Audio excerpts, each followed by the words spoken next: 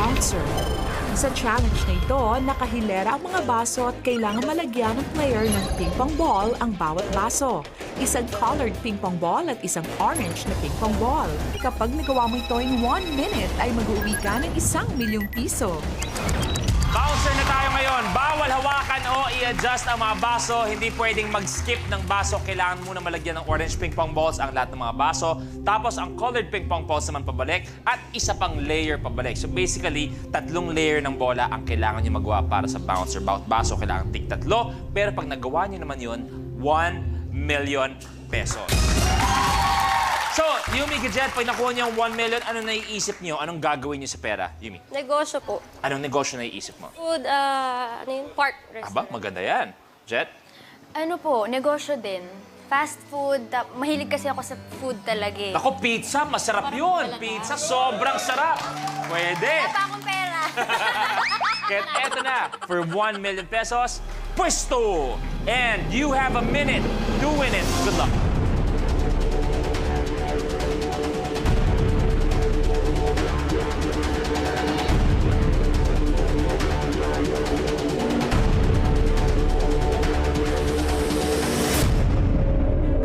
The game begins in 3, 2, 1.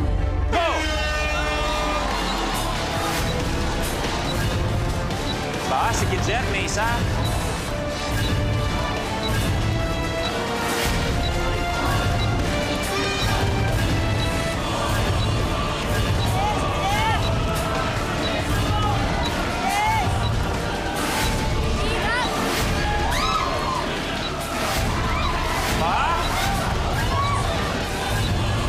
Gadget, nakakalayo na si Yumi, pangalawang baso.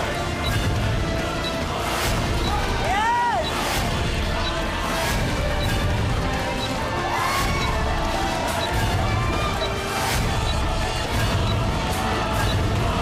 15 seconds.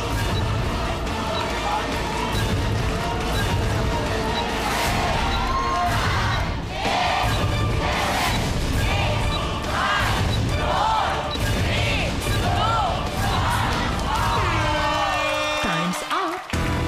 Time's up tayo. Hindi nagawa ang Ultimate Challenge. Pero ladies, congratulations. 70,000 pesos para sa inyong dalawa.